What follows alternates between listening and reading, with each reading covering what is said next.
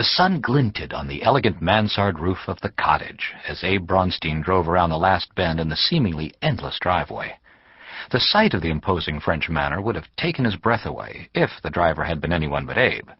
It was a spectacular home, and he had been there dozens of times before. The cottage was one of the last legendary homes of Hollywood.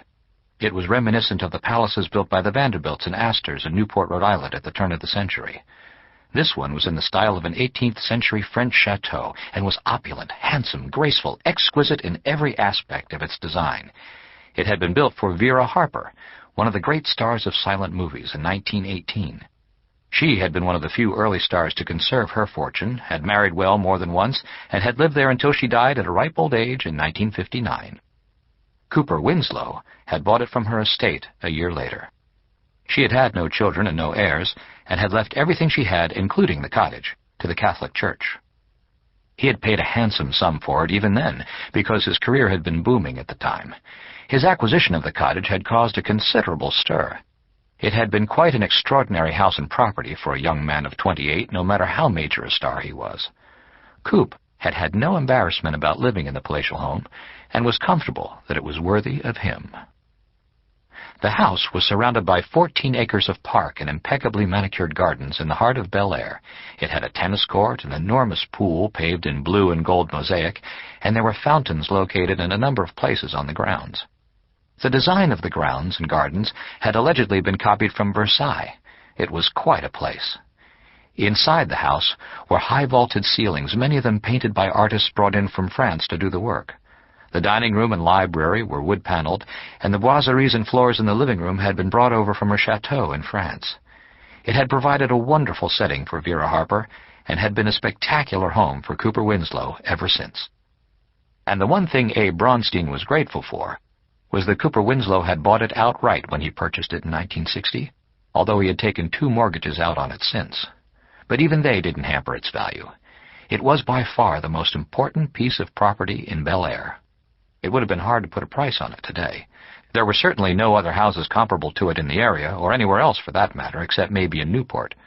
But the value of the estate in Bel Air was far greater than it would have been anywhere else, despite the fact that it was now somewhat in disrepair.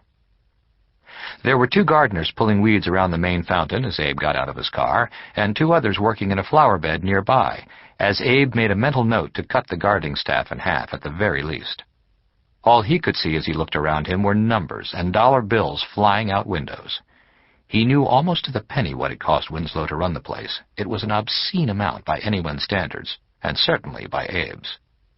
He did the accounting for at least half the major stars in Hollywood, and had learned long since not to gasp or wince or faint or make overt gestures of outrage when he heard what they spent on houses and cars and furs and diamond necklaces for their girlfriends. But in comparison to Cooper Winslow, all of their extravagances paled. Abe was convinced that Coop Winslow spent more than King Farouk. He'd been doing it for nearly 50 years. He spent money like water and hadn't had an important part in a major movie in more than 20 years. For the last 10, he'd been reduced to minor character parts and cameo appearances for which he was paid very little. And for the most part, no matter what the movie or the role or the costume, Cooper always seemed to play the dashing, charming, fabulously handsome Casanova, and more recently the irresistible aging Rouet. But no matter how irresistible he still was on screen, there were fewer and fewer parts for him to play. In fact, as Abe rang the front doorbell and waited for someone to answer, Coop hadn't had any part at all in just over 2 years. But he claimed he met with directors and producers about their new movies every day.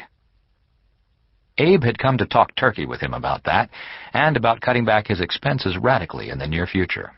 He had been living in debt and on promises for the past 5 years, and Abe didn't care if he made commercials for his neighborhood butcher, but Coop was going to have to get out and work, and soon. There were a lot of changes he was going to have to make. He had to cut back dramatically, reduce his staff, sell some of his cars, stop buying clothes and staying at the most expensive hotels around the world. Either that, or